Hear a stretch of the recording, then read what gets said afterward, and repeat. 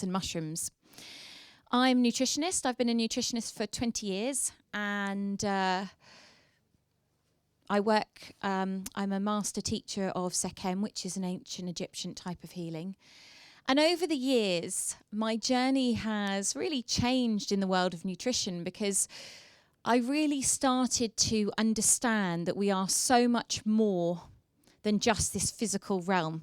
And I was working originally as a healer, and I was working as a nutritionist, and they were these two separate things I was doing. And then I'd see people for healing, and I would look at them, and I was like, you've got nutritional deficiencies. And then I would see people for nutrition, and I was like, you've got energy blocks. And so I started to realize, slowly, those cogs started ticking, that we are more than our physical being. We are physical, mental, emotional, and spiritual beings. And what's so important is that we look at all aspects of our being. And then another cog kind of clicked, and I thought, well, if we are more than our physical being, then the plants are more than their physical being. So they are physical, mental, emotional, spiritual. They work on all of these layers too. And so that took me down a whole different route of exploration, which is such a beautiful thing. And one of the things I've learned is we never stop learning. And if we stop learning, then we're in trouble, because life is constantly evolving.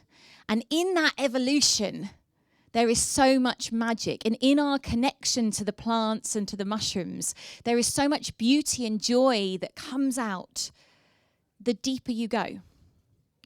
So that's what we're going to be looking at today, how we can really work with these things to deepen that connection and support our lives.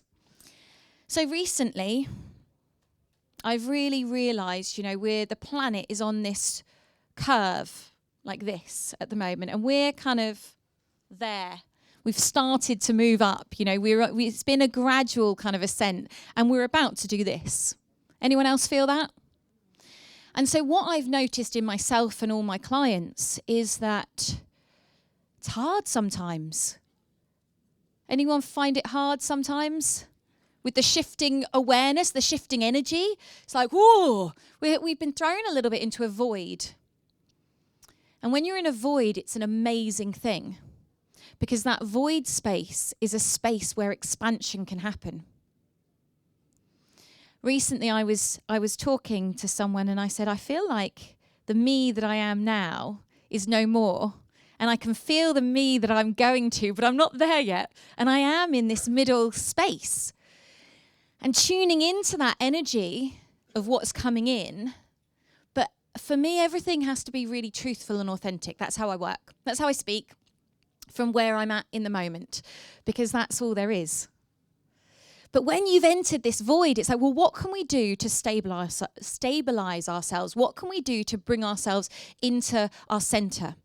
And the message that the earth keeps saying is, connect with me. So all we need to do is connect into the earth. And through that, the primary thing that comes through is our heart. Have you been in a space where your heart is really open and you see everything so differently? All of the bullshit, all of the everything just goes. And you're like, it's all right then. Anyone had that experience? Part of the reason I drink cacao and work with different plants, and I'm going to be talking about them more later, is because with cacao, it really opens our heart. So many of us have been hurt in our heart, whether it's through the last few years and family and friends and the rejection and feeling isolated and all this stuff, or whether it's from past relationships or trauma or whatever it is. A lot of us, our hearts are sealed shut. And they're trying to open, and they open a little bit and then they shut as a protection mechanism. But when we can really drop into that space where our heart is open, it's like water off the duck's back, the problems. It's like, it's all fine. It's all more than fine. It's amazing. And so I've been working with different plants to connect more into this, because some days you don't feel like that. And some days it's very, very hard to get yourself in that space. And that's where we need the support. That's where we need tools. So one of the things that I've been doing, and this has been really, really helpful. I'm going to have to put the mic down for this to show you, but I've got quite a loud voice, so. So I've been doing this exercise. Can everyone hear me okay? Great. The earth guided me into this exercise, which has been amazing for connecting me into the earth, connecting me into the cosmos, and opening my heart. So I'm going to talk you through it first and show you, and then if you're all up for it, we'll join in and do it together. I think, we hear so many talks, don't we? We hear so much information, and for me, part of it is actually doing. Not just getting this information. It's like, well, what can we actually practically do? What steps can we take to really step into this space where we are centered, where we are grounded, where we are open-hearted? And so this exercise, what we do is we start with our energy in our heart, and I'm going to demonstrate it first and talk you through it so that then when you're doing it, it's not complicated. So we start by focusing on our heart, and then what we're going to do is we're going to breathe in from our heart space, and we're going to breathe. We're going to have our hands here, and we're going to breathe all the way up into the cosmos. And as you breathe up to the cosmos, you hold your breath in the cosmos for however long you can. And then what you're going to do is you're going to breathe that cosmic energy down. So that divine masculine, that cosmic information, that divine knowledge, we're breathing that down through our field, and we're doing this with our hands like this, all the way down. And we're imagining that energy going deep into the earth. So our hands, can you all see me with my hands? They're down here. So you then hold your breath in the center of the earth for as long as you can again. And then you breathe in and up. And what you're doing when you're breathing up is you're bringing that earth energy up, and you're bringing it up through your central column. So what I do is I imagine it's this beautiful light that's coming up from the earth through my central column, and it's lighting up all of my chakras as it's going up, and it's creating this central column of light. And that moves up through your heart up into the cosmos. And then you hold your breath again, and then you release your breath and you bring that energy down, and we follow that same pattern. Does that make sense to everyone? Now, some of you are probably thinking, what's this got to do with plants and mushrooms? Well, it's really important that we connect into the earth and the cosmos and our heart so that we can actually truly commune with the earth and with the plants. The first step is getting ourselves in alignment. And then we can bring in all of these aids and all of these tools to support that. But ultimately, everything is within us. Absolutely everything. And so for me, this breath work it just came to me. I was standing on the earth and I started doing this and breathing in this way. And I went, wow, that's amazing. Because what it's doing is it's charging up your auric field. You're clearing it as well as you're bringing that energy down, that cosmic energy. You're connecting with the divine masculine and the divine feminine of the earth. So you're pulling these two things through your being, and you're working with this central channel. So in the yogic philosophies, they call it the Sushumna, and you're working to pull that energy up, which is creating almost like, the word enlightenment is, a very profound word, but it's bringing that energy into that space so that we can access that bliss awareness, that enlightened consciousness. Holding on to it is the key. But accessing it can start that journey, which is so important. So we bring it all the way through. And sometimes when you're bringing that light up, it can get stuck. And if it does, just keep moving it past the kind of stuck bit and just keep the breath flowing. Don't get too caught up, but have that awareness of where it's getting stuck, because this is highlighting where potentially you need to work. Is everyone up for trying this? Amazing. Now, if you don't want to do the movements with your hands, you don't have to. You can imagine that you're doing that. But I find it very helpful to actually do the hands. I'm going to hold my mic here so you can hear me properly and I don't have to shout after singing last night. It's easier to use the mic. So if you want to stand on the sides, you can stand wherever you are. And we can get this going. So the first thing with everything, when you start anything that you're doing, is intention. What is your intention for doing this, other than I'm being told by Juliette to do it? What is your personal intention? So take a moment just to think about that. Why are you doing this? A good intention is to become more centered and grounded, to deepen our connection with the earth and with the cosmos, to bring the divine masculine and feminine into balance within our being. To open up our consciousness and our awareness so we can connect more deeply with all that is, with the earth that we are part of. So just taking a moment to put your hand on your heart. And just breathing for a moment into your heart space. There's so much beautiful energy at this festival and this event, and just taking a moment to feel that gratitude for all that is. And as you have your hand on your heart, take a moment to connect with your intention.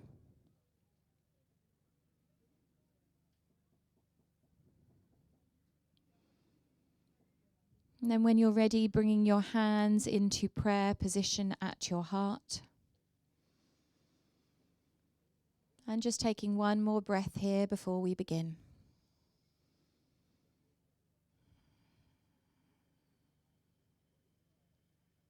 And then on your next inhalation, breathing in and raising your hands up into the cosmos. Holding your breath in that cosmic energy, tuning into that divine intuition, that divine knowledge, that cosmic energy. And then as you exhale, bringing your hands down the side of your body, feeling that divine cosmic energy cleansing your field. And feel it going all the way down to the center of the earth, holding your breath out in the center of the earth, feeling that beautiful divine feminine energy, feeling that nurturing, that unconditional love, that holding. And then as you breathe in, breathing in that divine feminine energy, the energy of the earth through that central column, feeling all of your energy centers lighting up as you move your energy all the way up into the cosmos. Holding your breath out in the cosmos. Feeling the earth energy mixing with the cosmic energy. Feeling that beautiful swirling of energy. And as you exhale, bringing your hands down, bringing that cosmic energy down into the earth. Holding your breath out in the earth and feeling the cosmic energy mixing with the earth energy. A beautiful swirling. Maybe you're seeing colors, feeling that energy mixing together. And then when you're ready, breathing in, breathing that beautiful energy up through your body, lighting up all of your centers, all the way up into the cosmos. Holding your breath out in the cosmos. And we'll do one last breath.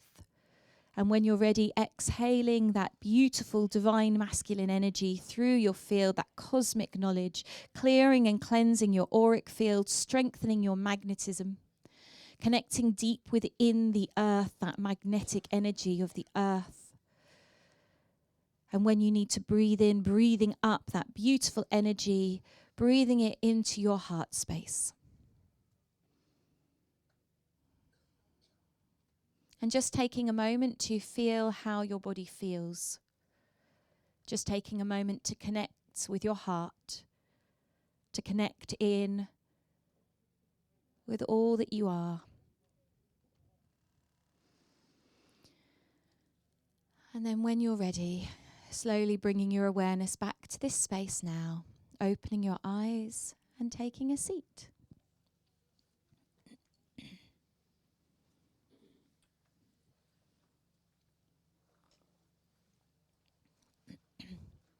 How did you find that? Anyone enjoy it?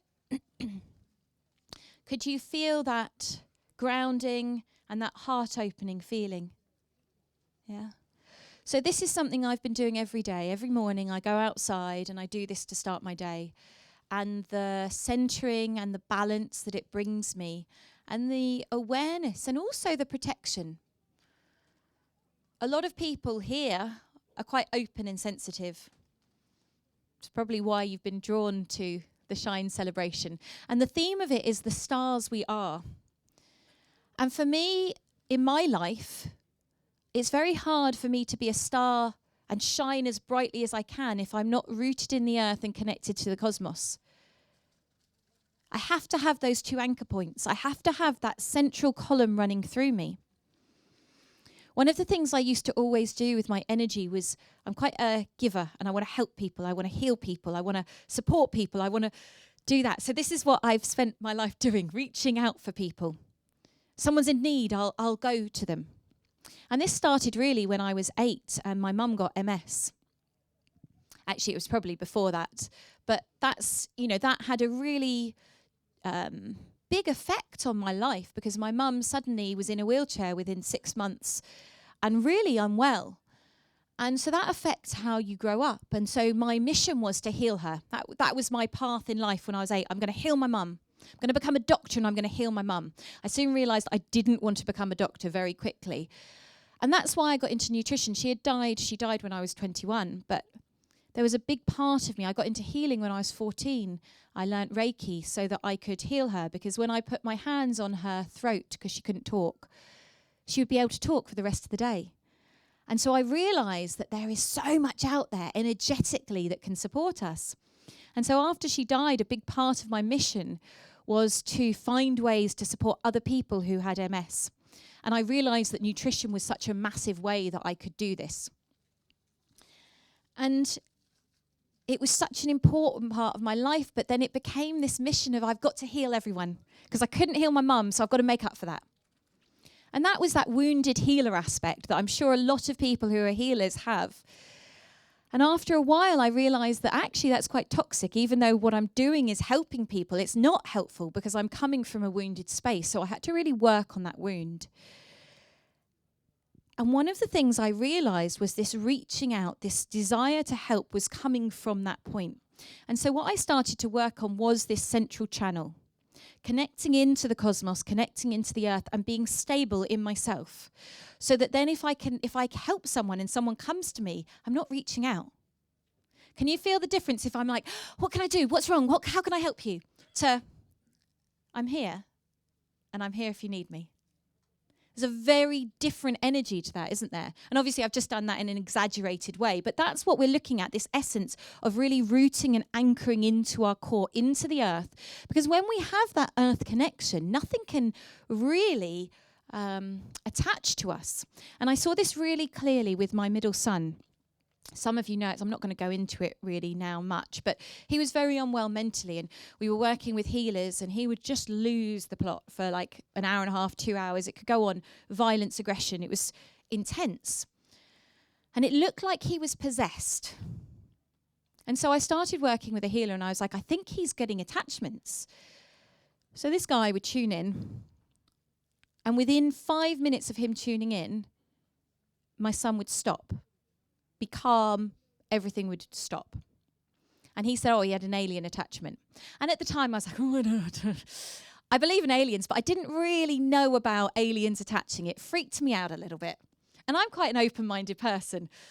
But it was a little bit much for my consciousness at that time, because I didn't understand that. I didn't understand why they would potentially be doing this. But what I saw was this correlation. 5 minutes after I messaged this person, my son would stop.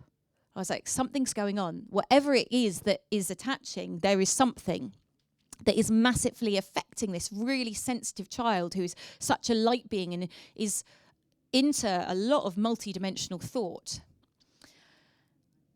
And so my friend said, the problem is, normally this sticks and the attachments don't come back, but that's not happening. So I started thinking about this. And he said his light is too bright. It's like moths to a flame. So I thought, how can I protect him? What can I do? And I was working with shungite and, everything I possibly could think of. His bed had all these grids. I was doing everything in my thoughts. And then I stopped and I sat on the earth. Actually, I laid on the earth crying one day, and I was sobbing into the earth. And I said, I need help. I need to help him. What can I do? And I saw all these mushrooms. All these mushrooms came into my mind. And I was like, mushrooms? Why are mushrooms going to help him be protected? Anyway, I didn't question it. I made my mushroom tincture, started giving it to him. And what was amazing was that within a month of him having the mushroom tincture, he didn't have any more attachments.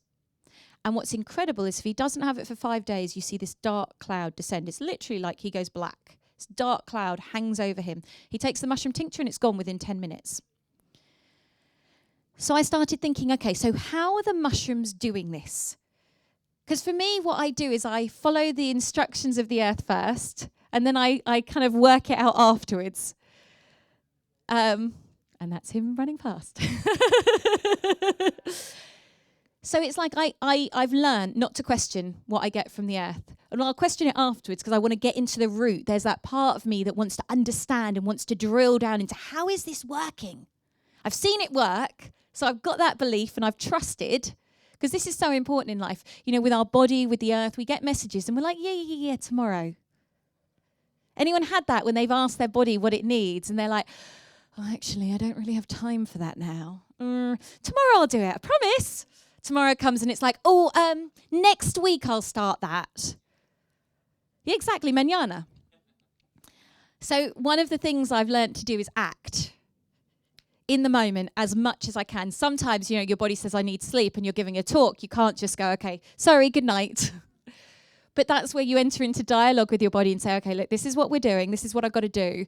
But I promise you I'm going to have an early night, or I'm going to do this. And you have that communication and that dialogue. Same with the earth. Okay, I can't make that remedy right now because I actually have to get the kids to school, or I've got to do this, or I've got to do that. But this is when I'm going to do it. And you make a promise and you stick to it. So I started to look into the mushrooms more. I mean, I've been studying mushrooms for 19 years. And as you can see from the picture in the program, a lot of people call me the mushroom lady because I'm surrounded by mushrooms in that. And I have a beautiful affinity with them. I love them. I think that maybe I was a fairy that lived on a mushroom in a past life. So with the mushrooms, what I realized is what's going on is underneath us and in everything is the mycelium network. And the mycelium network is a bright white filament of the mushroom's main body. So this is a reishi mushroom here from this country. It's an artist bracket. And this is the fruiting body. So this is the apple on the tree. So where's the tree? This isn't the tree. The tree is under the ground, in all the trees, in all the plants, in us, in everything. It's connecting everything. And what's so incredible is the fact that it's a bright white filament. I think this is fascinating. When I was younger, I used to always do a meditation about this bright white light, this web of light that interconnected everything. And then I learned about the mycelium, and I was like, that's what it is. That's that bright white light that connects everything. It's actually the mycelium. It's the mushrooms. So I started to think about this and feel into this. So if there is this whole network, when we start to work with mushrooms, what it's doing is it's really enhancing our connection to the mycelium. It's enhancing our connection to the mushrooms, and through our connection to the mushrooms, to everything. To all the trees, to all the plants, to each other. I don't know if you've seen Fantastic Fungi, brilliant documentary about mushrooms. And in it, they talk about, you have a tree over here that's struggling.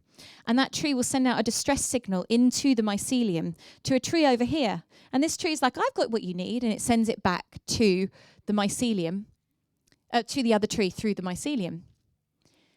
So I started to think about that as well. It's like, well, if the trees can do that, why can't we? Well, we can. Just think about that for a moment. If a tree is in distress or lacking in something, it can send out a distress signal and another tree can support it through the mycelium. Doesn't have to do anything, just sends it through the mycelium. So let's say you're struggling or you're lacking magnesium and you need some more magnesium. I've got an abundance of magnesium. That could be sent through the mycelium to you because actually we don't exist. We are all just vibration. And I've experimented with this a lot. Lots of different talks and lots of different workshops. Some of you might have done with this with me before. I want you to just take a moment to close your eyes. And I want you just to imagine that in front of you is a big rosemary bush. And I invite you to run your hands through that rosemary bush and then bring your hands to your face and smell. Breathe in that rosemary. Can you smell that rosemary? Breathing that rosemary into your being.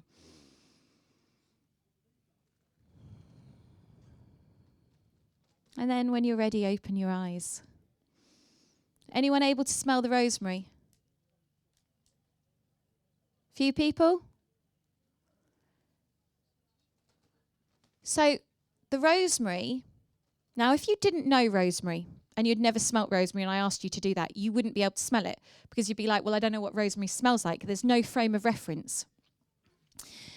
They did this study with Russian athletes, and they got these Russian athletes to run around the track. They monitored all their vital signs, and then they got them to imagine they were doing it, and they monitored all their vital signs. The muscles fired in exactly the same way when they imagined it as to when they actually did it. And what this shows is the power of our minds. We can imagine and we can bring in rosemary into our being. Now, whether it's our imagination or whatever, we are inviting the essence of rosemary into our being because there is no time, there is no space, there is no separation. There is no us on a level. So rosemary could be sitting right here. Does that make sense to people? So when we start to work with the mycelium and we start to bring our consciousness into that, what we realize is this sacred union that we have with all things. So we have all medicines at our fingertips whenever we need them. What I feel we have to do, this is how I work, is create that toolkit of understanding. So I'm currently running a 12-month plant wisdom mentorship program, and we started in January. And it's the first time I'm running a year program, and it's been amazing. Each month, we do a month on a plant. We meet twice online. They get sent a little thing. So we're stepping in on Tuesday to mugwort. So everyone's got a mugwort tincture that I've made that they've had delivered. So they'll start taking that for a month from Tuesday, and they will dive into mugwort. We're just in Rose at the moment, which is all about the heart. And when I was creating the thing for the Plant Wisdom Mentorship, the plants just came to me. I just put them in. I did this one then. And obviously there were practical things of when people could find things. So rosemary was the first one. Blackthorn was the second. But what's amazing is I didn't look any deeper. I just listened to the earth and they told me what plants to put in. And it's like Rose was there for Mary Magdalene's feast day. Rose represents Mary Magdalene. There's been all of these beautiful coincidences. But if I'd got my mind involved, it wouldn't have worked like that. But I didn't. I just let go and I trusted the earth because of that connection. So getting back to my son and these attachments, because he is taking the mushrooms, he's grounded in the earth so much more. And the more deeply we are grounded, the less anything can attach. Because the earth is our protector. The earth, that divine feminine consciousness, is rooting us, is anchoring us. It's like that thing I was talking about, that pole, that line through us, that anchor. When you have that anchor of the earth energy and the cosmic energy, and you look at Qigong, you look at Tai Chi, you look at karate, you look at all of these different martial arts, these healing practices, one of the core principles is this connection to the cosmos and to the earth. It's connecting into that earth energy, connecting into the cosmic energy, and connecting into our heart. You look at all of these traditions, and they're all linking to this same thing. So if these ancient traditions have been talking about it for thousands of years, I think it's probably pretty important. But it doesn't have to be complicated, and I think that's one of the really important things. Everything can be as simple as we want it.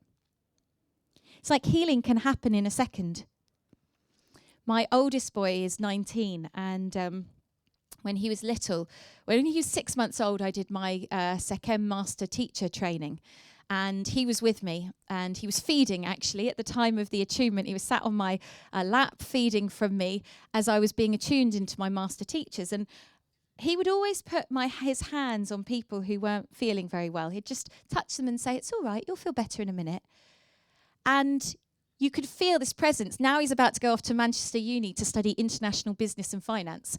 So I said the other day, I laughed and joked to him. I said, when you're rebelling against hippie parents, there's only one way you can go. It's either kind of law or international business and finance.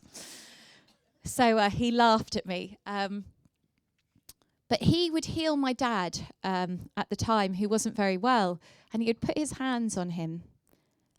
And he'd leave them there for about 10 seconds. He'd be like, "That's it, you're done." He was 3.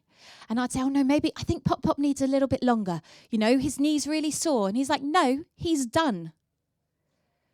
And what I realized in that moment is we have these conceptions that if we've got a big problem, it's going to take a lot of healing. It's going to take a long time. But what is time and space? It doesn't exist in the form we know. So healing can be instantaneous. It's our minds that struggle with that. So it's our minds that hold on to these concepts because we attach to it. We attach to, I'm not well, I have this, I have that. I started to do that recently and I didn't realize. I started to attach to, I'm in perimenopause and my hormones are all over the place and I'm moody and blah, blah, blah, and all this stuff. And I attached to it for a little bit. And then suddenly I caught myself and I went, oh, you're just manifesting this. Because all you're doing is thinking about how moody and grumpy you are because your hormones are changing. Shut up. And I kind of gave myself a slap round the face in the nicest possible loving, caring way. And I said, no, this is not how we speak. We need to just reverse this and we need to change this. And we need to really connect into the fact that my landscape in my body is changing and it's beautiful because I'm shifting into this wise woman. And that's an amazing thing. And in that shift, in that void, things can feel turbulent. So I need to anchor and ground more and get my support from the earth more. And you know what? All of the symptoms I was feeling literally went. And I just went, oh, okay. I have been taking different herbal supplements I make to support me as well, but I was taking them before and they weren't doing very much. They were helping a bit. But our mindset is everything. So if we attach to something, if we think something's going to be difficult, it will be. That doesn't mean we don't have to do work. You know, because that's also the cop-out of, well, I don't need to do any work. I don't need to, eat a healthy diet because it's fine. Because my body doesn't really exist. So it's fine. I can just abuse myself. We don't want that. But it's about finding that anchor point. I'd like to pass around if people would like some. If you want to put it in your water, you can, if you've got any water. This isn't something I sell. This is something I made specifically for here. And it's a heart-opening tincture. And it's in alcohol. So if anyone doesn't want alcohol, don't have any, but hold the bottle because it's vibration. So I made this. It's hawthorn blossom and apple blossom and hawthorn berries. And the apple is the tree of love. And what I realised so much, is that if we want to come into that sacred union with the earth and with ourselves, we have to connect into our hearts. We have to move through that pain. We have to move through that feeling of separation and loneliness. We have to go into that space where actually, beyond that pain, beyond the suffering, there is such an amazing feeling. Like some of you said, we've touched on that feeling before. We've had those experiences. And then we close up again. But if we want union, the only way we can get it is by connecting into that heart and opening our heart. Gradually, slowly, connecting in. And the more time you have in that heart open space, the more you don't want to go out of it. And when you are out of it, it's like, ooh, let's get back into that space. It's much nicer. But it's that thing, isn't it, of standing on the cliff edge. Before I keep talking, I'm going to pass this around. So if you would like some of this, if you're going to put some in your mouth, please just be aware of hygiene and stuff and just don't touch it so you can go like this.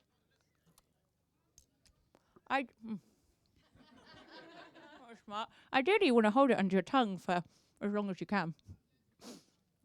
If you don't want to have it because it's an alcohol-based thing, hold it and connect into the feeling of it. And that's really beautiful as well. It's made with organic cognac. But the hawthorn and the apple both have this ability to open our hearts. Hawthorn has this subtle energy to it. When you connect into hawthorn, so powerful. But the energy of the flowers connects into that space of loss. That space of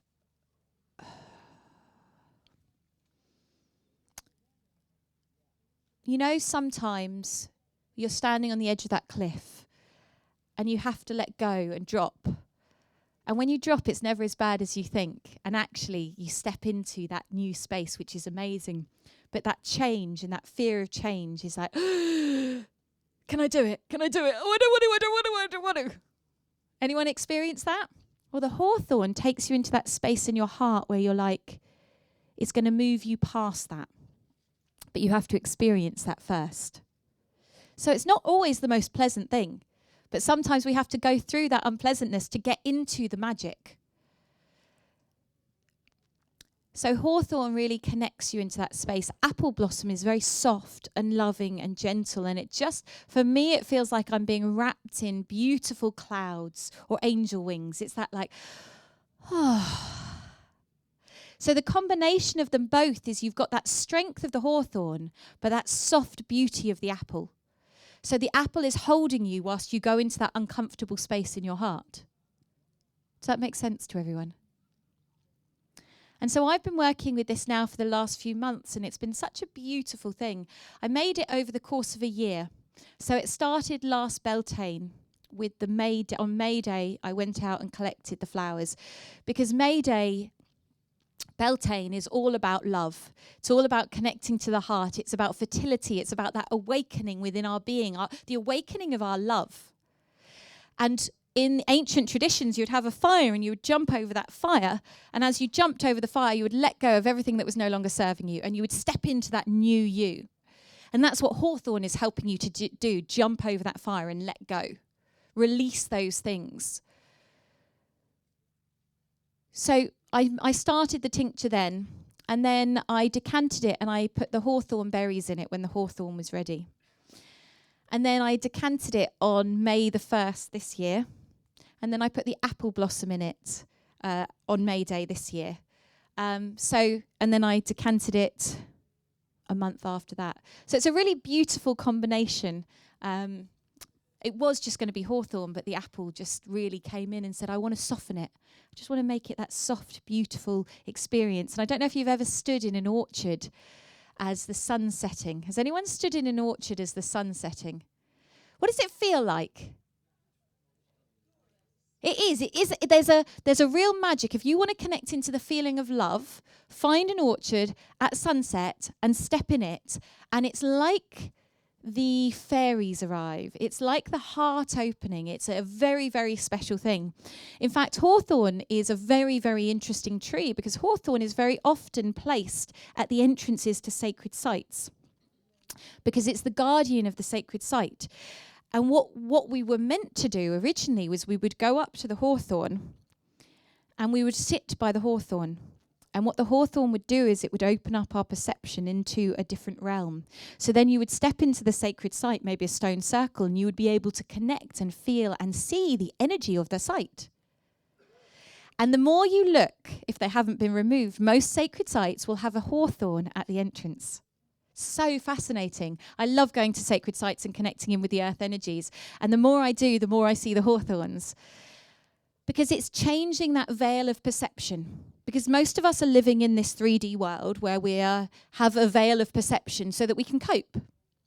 There's been a few talks on Kundalini awakenings, and I don't know if people have experienced this, but when I had 2 Kundalini awakenings. My second one was when I was 25, and I could see the energy spiraling off the trees and the plants. And I sat in my living room in ceremony with 12 elders from lots of different tribes, not in physical reality, and drew and wrote a lot. And at first I thought I was going mad.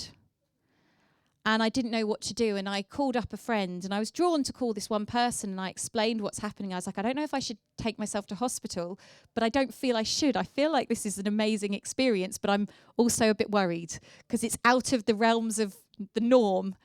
And he said, don't worry, this is a Kundalini awakening. Just go with it. I was like, okay.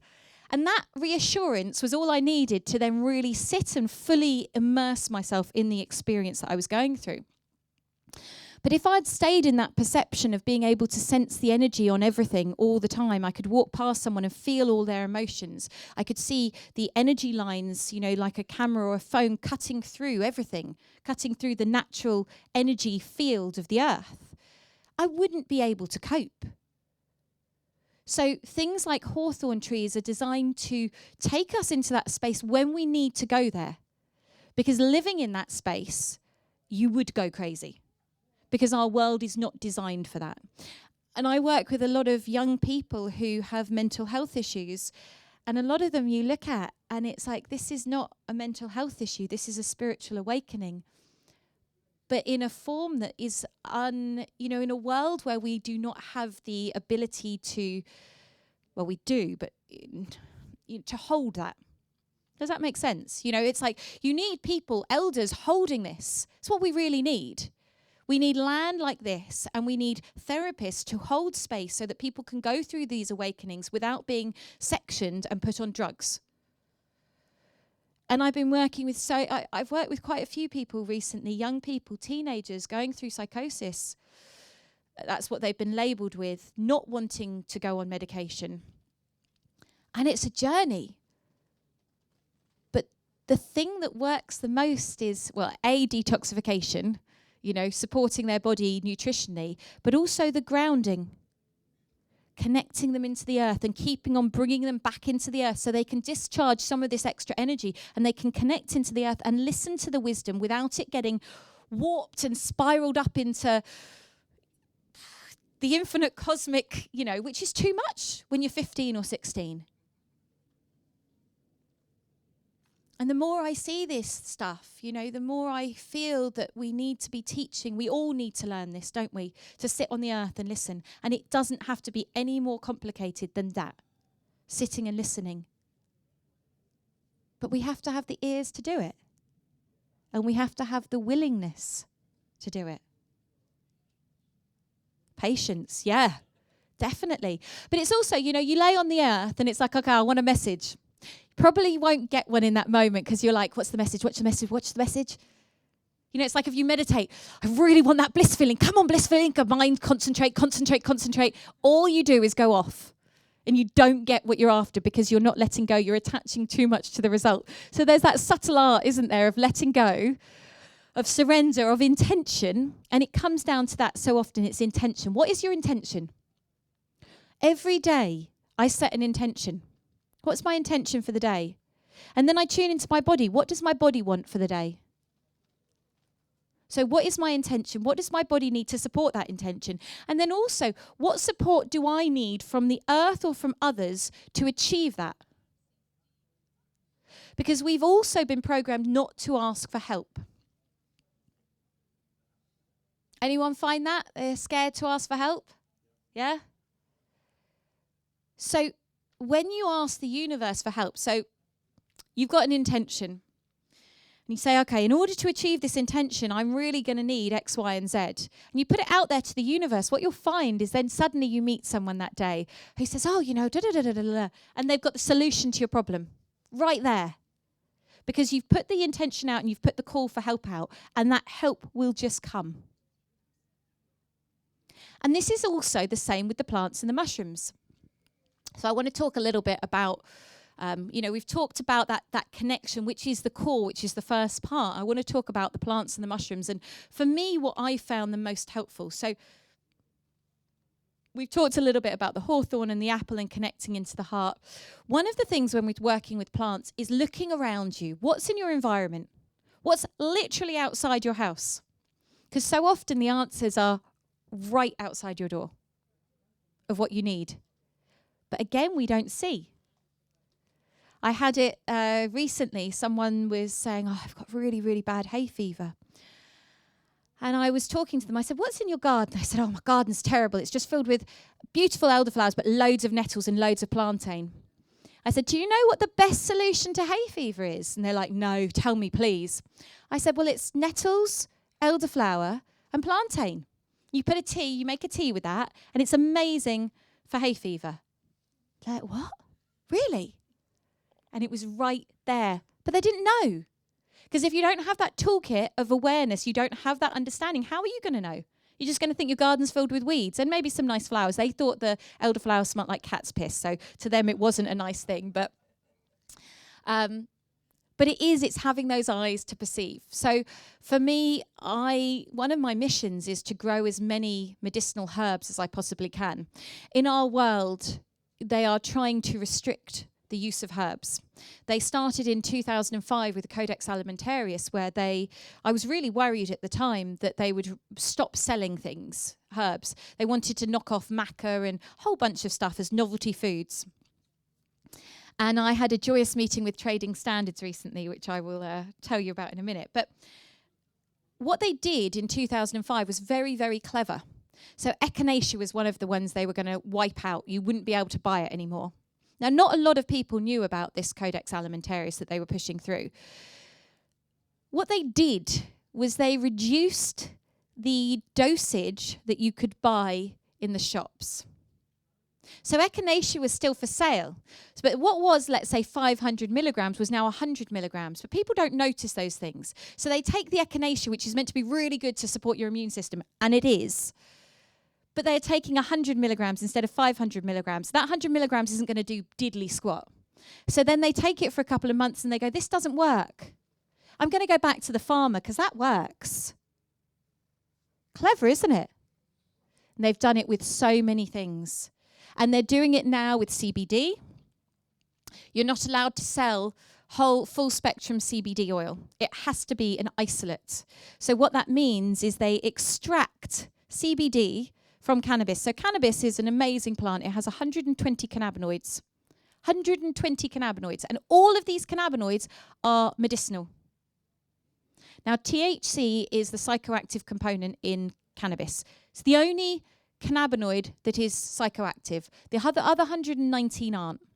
Now, if you take this plant, which is a great healer, and you go, okay, we're going to isolate that one thing, and we're going to take it out, and we're going to bottle that, and we're going to now sell that as a CBD oil.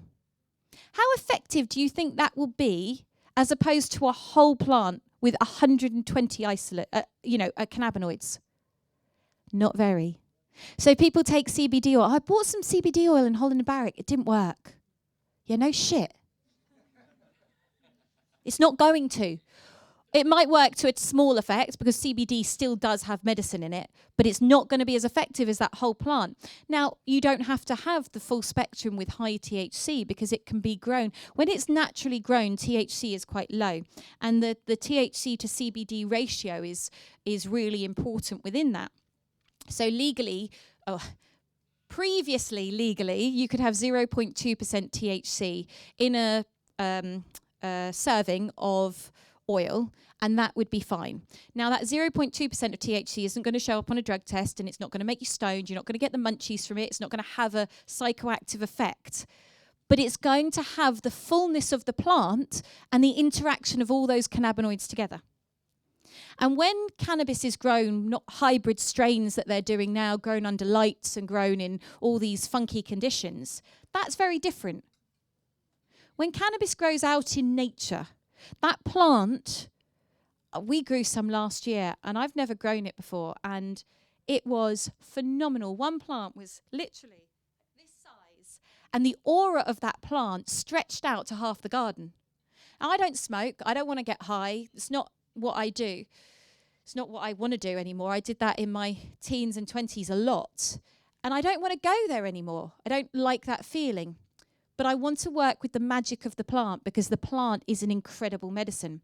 The leaves are an amazing source of chlorophyll, which is very, very important for the blood. The seeds are the perfect ratio of omega-3 and 6 for our body, so the perfect ratio of a fat for our body. The plant itself fixes nitrogen into the soil, so it's repairing the soil as it grows. Does this sound like a plant that should be illegal? Pain-wise, it works on pain. THC has been shown to destroy cancer cells. There is so much evidence about how effective this plant is. And that's why you can now only buy isolates. So Trading Standards came by and said, you don't have a license to sell CBD products. I said, oh, sorry, I didn't know I needed one. If you want a license to sell a CBD product, it's £3,000 per product. Per product. And they're not approving any licenses. So you put in this application that sits in this area and nothing happens to it. The Trading Standards man said, oh, well, they're just starting to work on the applications. And then he went through and he went through every single one of my products.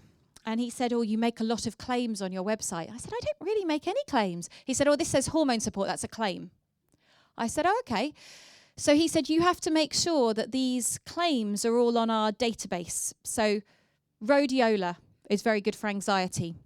You could read 1,000 peer-reviewed journals on rhodiola being good for anxiety, and it doesn't matter if it's not on their claim database, It's irrelevant.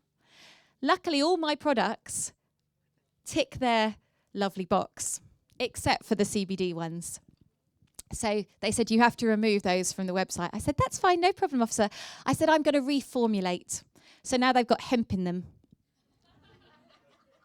Hope no one hears from Trading Standards. The thing is, and I said to the guy, I said, they're helping so many people. The amount of stories I've got from these things helping. I said, and now I'm having to stop selling them because you want me to pay £3,000 for a license that you're not even going to approve. Doesn't really make sense. And he looked at me and he said, no, it doesn't, does it? I said, no. And I left it there. So cannabis is a plant that you can grow 8 plants in your home for personal use without being in trouble with the law, which is an interesting thing. So I've started making tinctures so that I can microdose with it, because cannabis is very good to reset the nervous system from the plant that I grew.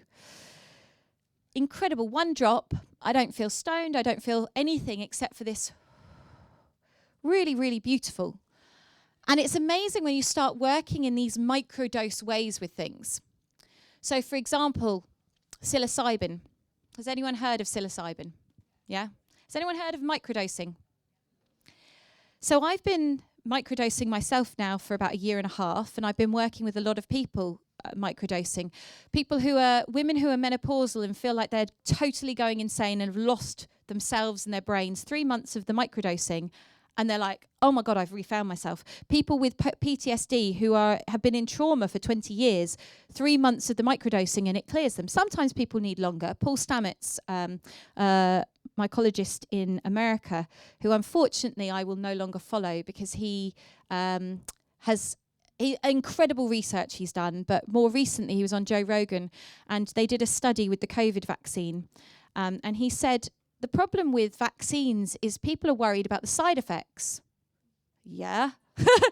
And he said, so if you want to increase vaccine uptake, you need to deal with the side effects. Well, okay, you do need to deal with the side effects. Maybe not having any side effects or not having the vaccine would be a good way to deal with that.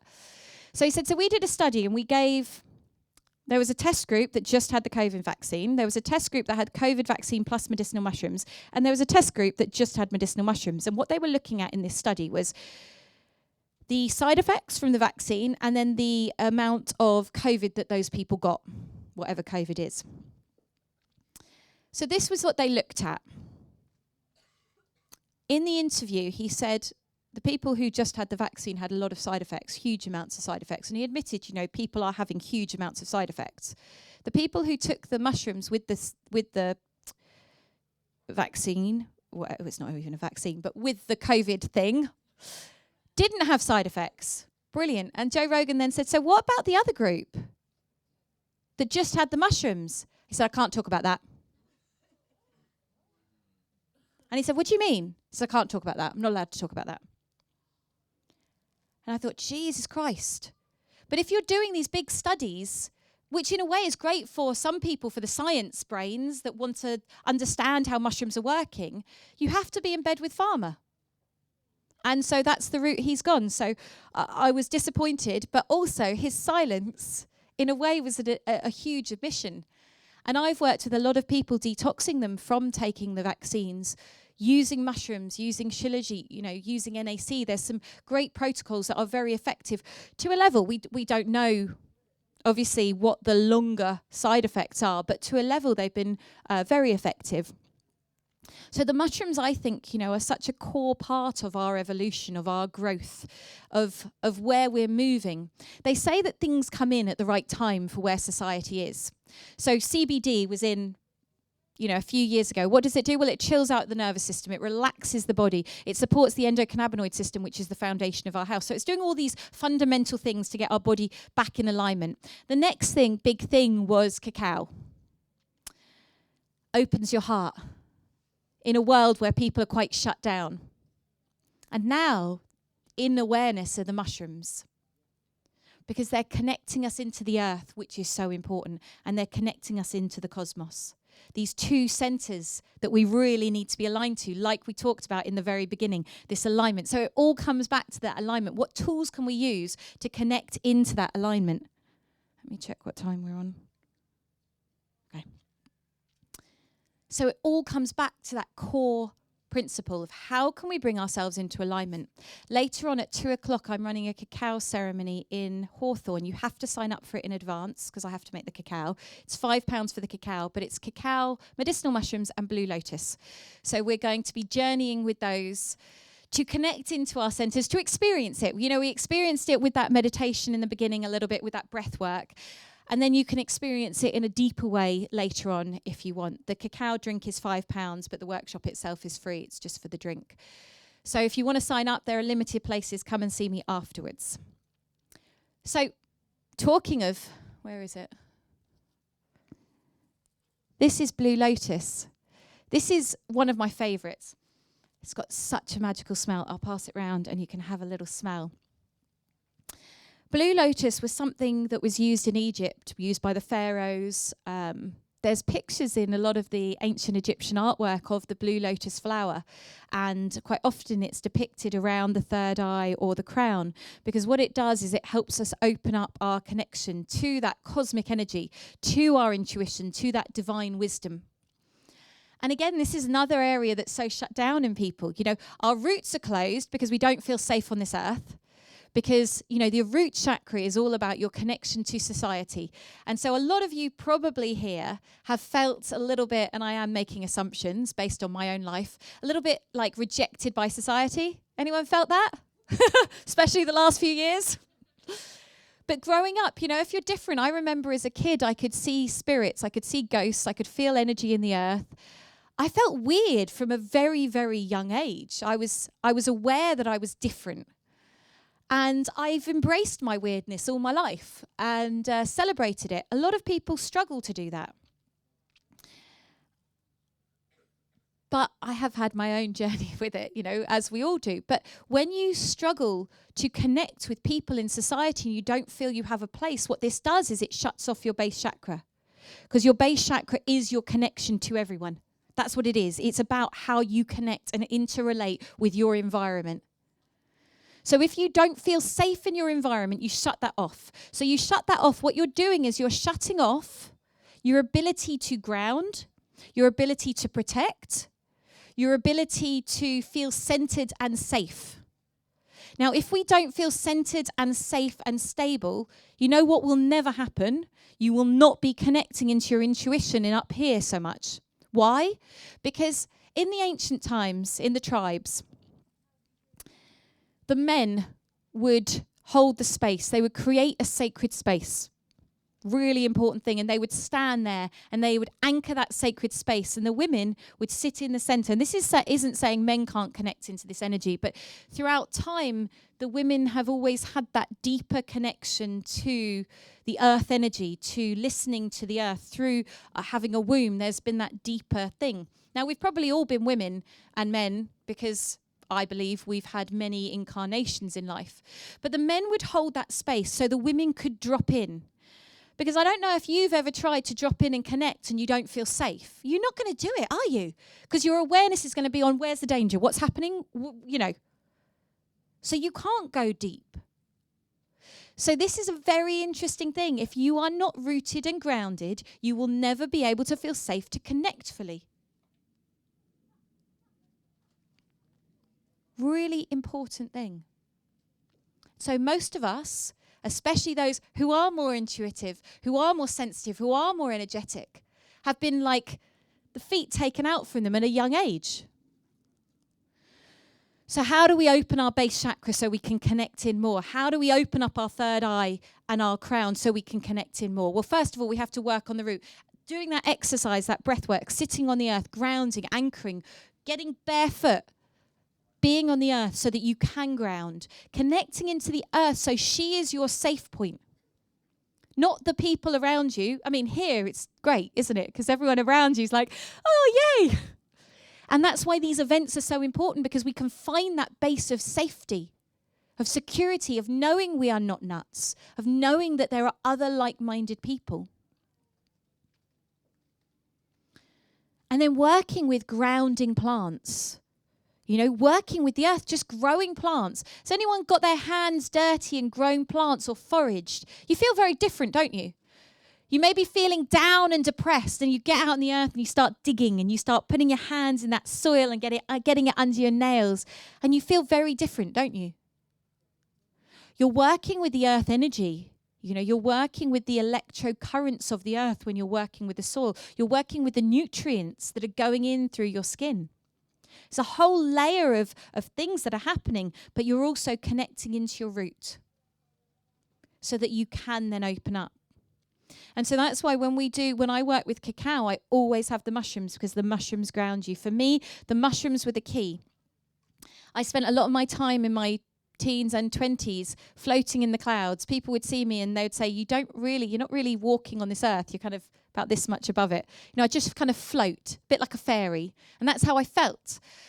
And I worked in a mind, body, spirit shop in London, and I would always want the kind of high vibration crystals. And I had this bowl by the desk, and it was filled with crystals. And when people were paying, I said, pick a crystal. It's like picking an oracle card. Pick a crystal and you'll get your message. I studied in crystal healing. And so I would do it, and I would always get these grounding crystals. I'd always get jasper or carnelian or tiger's eye. And I was like, I don't want that one. I want the ones that would take me more out there. That's where I wanted to be. Didn't want to be on this earth. I didn't feel safe on this earth. So I didn't want to be here. I wanted to be out of my body as much as possible. And I spent a lot of time having out-of-body experiences. And that's where I felt most at home. And it wasn't until my first child, till I got pregnant, that I was suddenly dumped in my body. And it was like, oh, get me out of here. But I realized I had to be present in my body for carrying my child. But what I started to realize, and this was a slow thing, and it was mainly through the mushrooms that I learnt this. My thought of grounding was, I'm a tree and my roots are going into the earth. Anyone done that meditation? It's a really beautiful meditation. But it was very limiting and restrictive. Out there, when you're dancing up there, you've got the whole cosmos to dance with. It's a massive space. If you ground and you're a tree and your roots are just going down like this, it's quite limiting. Or so I thought. When I started to work with the mushrooms, what I realized is that when I went down into the earth, what I could do is I could spread into the mycelium. And suddenly I had the whole earth to play with. Instead of being stuck in this tree that was really like, oh, I feel heavy and limited, suddenly I was playing in the earth. And I could tap into all the fairies and the earth spirits. And that was amazing. That opened up a whole new world. So my grounding wasn't this heavy, limiting, rooting thing in this physical body. It was opening up a whole world. And then what I realized is my playing up here had been so limited because I wasn't anchored. I didn't have that anchor point. And I'm sure you've all heard it, the deeper our roots go, the higher we can go into the cosmos, into that beautiful divine bliss. But if it's just limited to that tree, how far do those tree roots go? They may go deep, but they don't go as deep as the mycelium, which interconnects with everything. So that was just... we have these moments, don't we, throughout our lives, and hopefully I'll keep having these moments of, yes, another step, another awakening, another awareness. And I've totally forgotten what I was talking about. Just got lost in the earth there. So that's it. So when we want to really connect up here, I was talking about Blue Lotus. When we really want to connect up here, the first thing is the grounding. The first thing is working on the earth connection. The mushrooms for me are the keys to that. And then as we move up, and this is why I'm combining these three things later, the cacao is very much about opening the heart. And I'm going to go into that more in the cacao ceremony, how we can really deepen our connection to that love within. We don't have to use cacao. You can use other things like the hawthorn tincture, like the exercise we were doing, like breath work, like just sitting and being with your heart. But then when we look at these deeper centers, these centers of the intuition, and we want to really connect into this, there's so many amazing plants to really open that up. But as I said, grounding is key. So you've grounded, you've done all that, and now we're getting into this bit here where we're going to get into the real opening up of this area.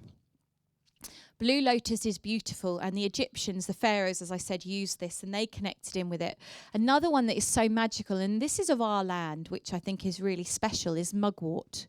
And I mentioned it, I'm moving into that with my plant wisdom mentorship on Tuesday, and it's one of my favourite plants. And mugwort gave me a really incredible lesson. I've got mugwort growing in my garden, because what I try to do is things that I could forage, I want to grow in my own space as well. I want to let grow in my own space so I can have that daily connection and I don't have to go and find them. I've got it right there on my doorstep.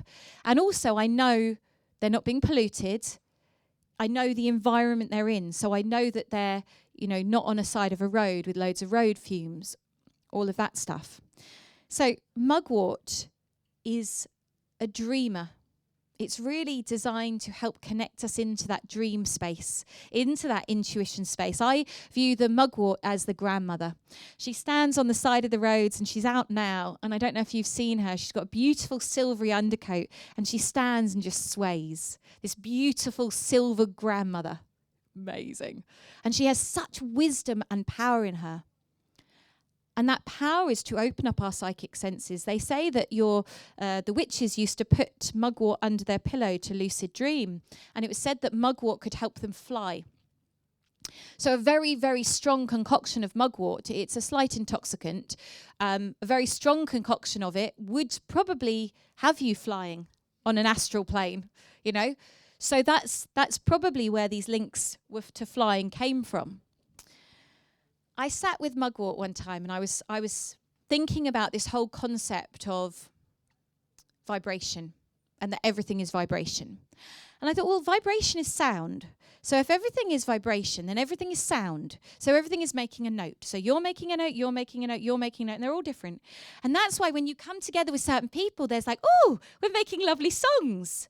And other people, it's like, oh, I always don't want to look at anyone because I don't want them to think that I'm not meaning them to be a discordant sound. So I just look up when I say that.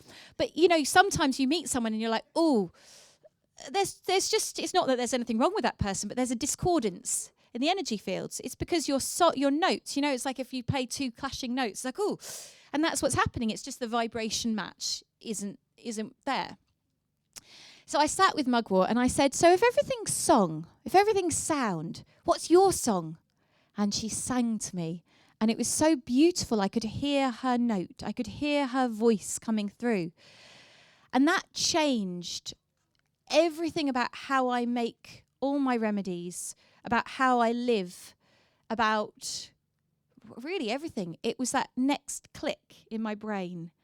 Everyone is song. Everything is song. That's really special. And we may not hear it in our conscious ear, but if we tune in, we can feel it. And so when I started to make my remedies, what I did is I would tune in, I'd ask to hear the song. I don't hear it in my conscious everyday waking mind, but if I tune in, then I do. And so what I realized is that when you bring different plants together, they create different songs. Like when you bring different people together, sometimes you sit in a room and you're with people and suddenly all these ideas are sparking and it's like, wow, that's amazing. Because you're all sparking off each other. And the sum of that one note suddenly becomes a symphony. Have you ever experienced that? That symphony. Well, the plants want to do that as well. They want to create symphonies. And so that's when I changed my title to Superfood Alchemist, because I felt like that's what I'm doing, is I'm creating an alchemy, because I'm not doing it, but I'm bringing the plants together that the earth wants to come together. And I'm listening to their song. And it's like, not quite right, there's a missing note. What's the missing note? And then you bring it in and the symphony opens up. And I think through growing things, we can have that deeper awareness. Because if you just get a bottle of something, if I was to say I would go to a herbal dispensary, and they had all these bottles of tinctures that someone had prepared in some warehouse, and I'd go, okay, I want rhodiola and I want this passion flower, and I'm going to combine these and I'm going to make a tincture for stress support. Well, that's a flat energy because they've not necessarily been collected and made with that intentional, with that understanding. Does that make sense to everyone? But when you consciously go about growing something and you're like, okay, I'm going to make some medicine with you if that's all right. Can you please leave your spirit in this? And this is another really interesting thing. And this really came to me very strongly recently. When we did Blackthorn, was the second month of the Plant Wisdom Mentorship. And I went out with Giles and we gathered blackthorn sticks to make wands. Now, we could have just gathered the blackthorn sticks and just cut some off the tree, asked permission, but just cut them off the tree and gone. And those wouldn't have been what's known as imbued items. So these were designed for people to make their own wands. So I sent them the sticks for them to create these wands. But what I did was, first of all, I sat with the tree, the blackthorn tree, and a little song came to Giles and I, and I'm not sure if I'm going to remember it, so I'm not actually going to try and sing it now. But it was a very beautiful song, which is running through my head, but I don't actually want.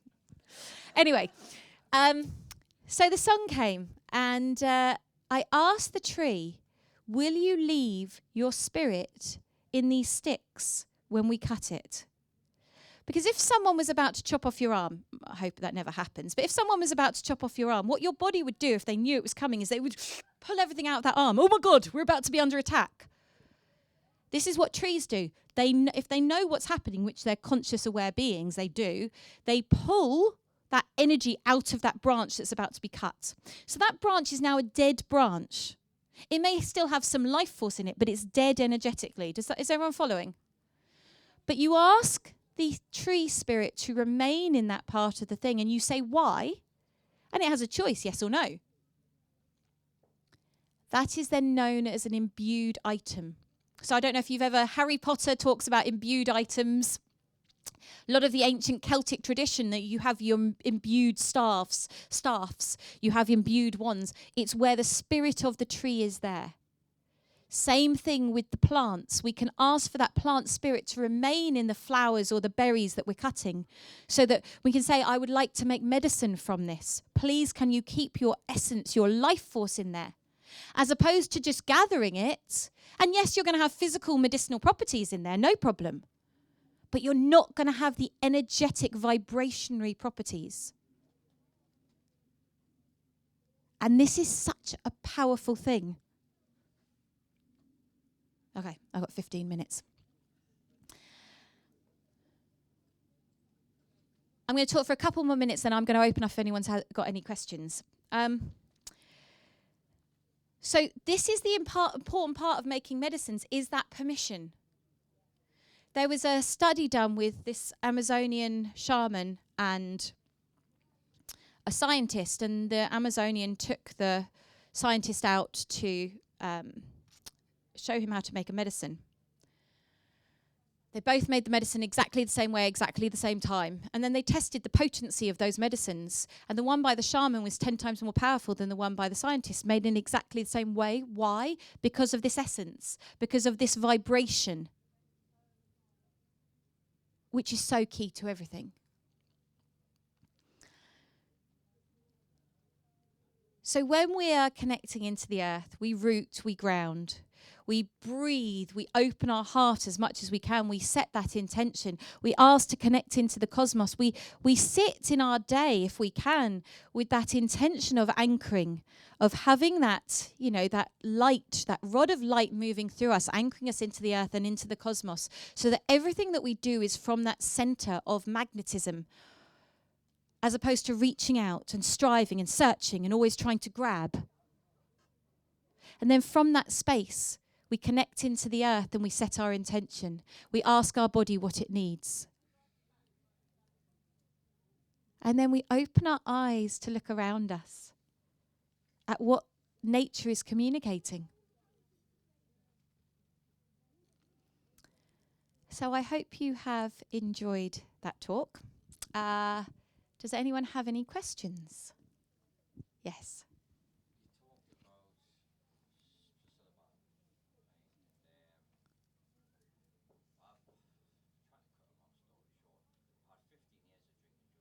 Yep. Yep.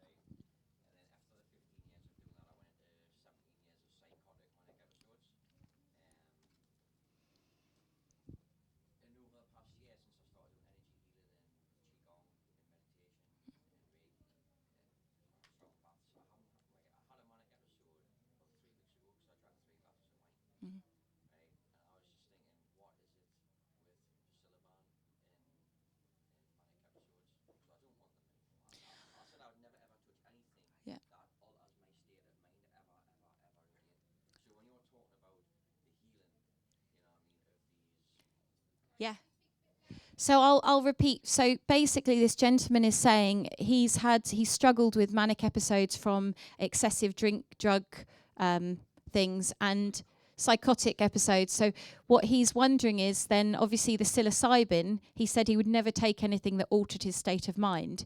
That's what you're asking about, yeah? So first of all, you have to listen to your body. That's the most important thing, because one thing does not work for everyone. The studies and the science behind the psilocybin in the microdose, so you're not going to feel it. It's not like you're taking a macrodose. It's also very important the age that we do these things. So when my son, and my middle son, was really unwell with OCD and anxiety and a lot of other things, I started researching psilocybin for him. And all my research showed that if you have it before the age of 14, I don't know when you started taking things, what it does is it locks trauma into the brain. So this can cause problems of psychosis and things like this. So sometimes the medicine, it's like if you start doing things too young, it's a danger because it's at the wrong time. First of all, listen to your body. It's that above everything else. And if you've made a promise that you don't want to take things, I would really tune into that, because you have to have integrity with yourself. There are other non-psychoactive mushrooms which are really beneficial. So my mushroom tincture, which has got reishi, chaga, lion's mane, turkey tails, and so that's going to be a really good thing to anchor you into your body, to ground you, to support your mental health without having to go down the psychoactive route. Blue lotus. So the blue lotus and the mugwort are mild intoxicants, but they're very mild, so they're not... so they alter your state a little bit, but like breath work does. You have that. So blue lotus, you have this feeling from it, basically. Mugwort is a very similar thing. In high doses, obviously, they have a different interaction in the system. It's stronger. Sorry, what was that? Low. I'm not putting high doses in things because I don't think we need high doses of things. For me, I like the micro of things because we are so sensitive energetically, all of us, even if we don't think we are. It's like most people have caffeine and they don't think it affects them. You cut caffeine out for a week and then you have it and you'll feel what that's doing, and it's having a huge effect on your system. To most people, not everyone. I haven't had caffeine in 17 years, and caffeine is changing our state. Cacao changes the state. There's a lot of things that change your state, but you need to tune in, I feel, to you and what's right. But I think the non-psychoactive mushrooms would be a really good place for you to start. Tune into the blue lotus. A blue lotus cup of tea is not going to be like... It's not going to alter your consciousness more than breathing for a few minutes. But that's something. And if you did want to do the ceremony, I can do you some without the blue lotus. That's fine too. So tune into it. But hopefully that's given you a bit of an answer. But the first thing is to listen to your body. One of the things that I like to do if I'm not sure about something is body dowse. Has anyone done body dowsing before? So basically, you root your feet on the ground and you say, show me my yes. And your body moves. It might not move as much as mine. It might be a small movement. Show me my no. And it moves. And then you can test it and you can say, my name is David. And my body's swaying. It doesn't know what it's doing there. My name is Sarah. There's a post behind me. My name is Juliette. And my body's moving forward because that's my name. So you can test it a bit. And then you can hold something and you can say, is this right for me right now? And then you can let your body respond, because for me, that's the best thing, is getting your body to respond. Because your body knows better than I do. Because as I said, there's all these generalities, and I can talk about each plant and what it does physically, mentally, emotionally, spiritually. But that's how it's working generally, and also for me, because I'm the one talking. But you might find it works in a slightly different way, because you're a different individual with different vibrations. So we all have to tune into that. It's like the different note. What note do you need in your body to bring it into perfect alignment? And that is the key. That's why there is no one answer for anyone. Because we are all individual notes. Anyone else have any questions? Well, first of all, thanks for a fascinating talk. I'm really curious about the mycelium. I sort of understand how you can connect into it, and that would connect to the plant kingdom. But I think you said we could also connect to each other. So the mycelium's in everything. So it's in us. It's in animals. It's in the earth. It's everywhere. It's literally everywhere. So that's why we can connect. And also, if we are rooted in the earth and we're connected to the mycelium in the earth, that strengthens that connection to each of us, because then we're all connected in all these different ways. Does that make sense? Brilliant. Any other questions? Yes. Yeah.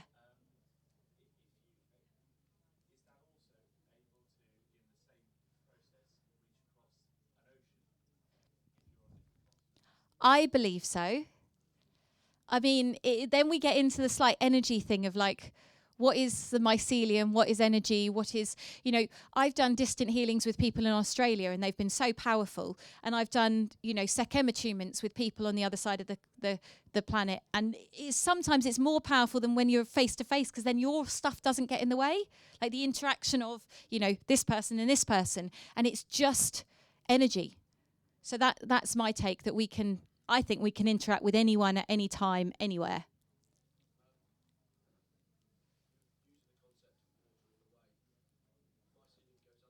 Yeah.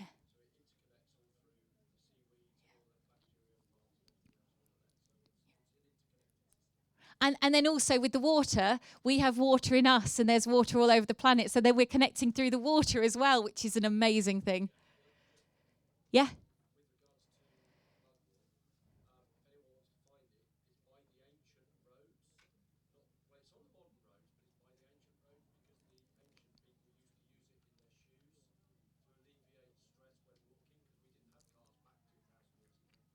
I didn't know they used mugwort, because they used plantain as well, because plantain was for the foot to relax and calm it.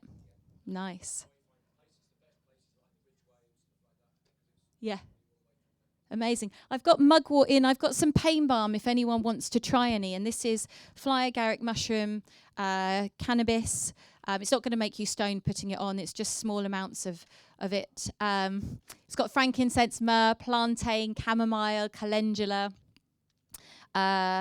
mugwort. So there's loads of good stuff. So that's really good for pain. So if anyone wants to try any of that, please feel free to come and try some. Any other questions? Can I ask a question? How do you become so beautiful? That's a true question. I mean, isn't she beautiful? What's your secret?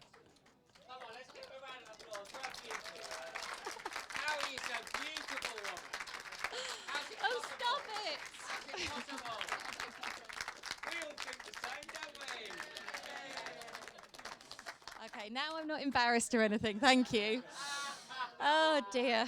He did that once. I was speaking at Vegan Life Live, and there were hundreds of people around me, and I'm doing a demo and I'm talking. And I was talking about aphrodisiacs, and he comes over and just kisses me full on the lips in front of all these people, and I was like, I don't know what I'm saying now. Good time to end it. So thank you very much for listening to the talk. If anyone wants to come and check out, I've got lots of lovely products over there that I make. So I've got Supercharge, which is a coffee alternative made from mushrooms and adaptogenic herbs. I've got tinctures that I make. I've got a lovely, which you will not find on my website, CBD medicinal mushroom and cacao oil, which is very effective to take internally. I have my CBD hot chocolate here as well, which is for sale here, and mushroom tinctures and mushroom pills and powders. So do come over. And the All You Need Superfoods, tomorrow morning I'm going to be doing samples of them as well. So that's an amazing all-in-one. It's got mushrooms, super greens, plant protein, digestive enzymes, loads of good stuff. And I've got ceremonial cacao as well. And if you do want to sign up for my cacao ceremony at 2:00 today, it's £5. Come put your name on the list, and it's going to be over in Hawthorne. So thank you very much. Thank you, Juliette.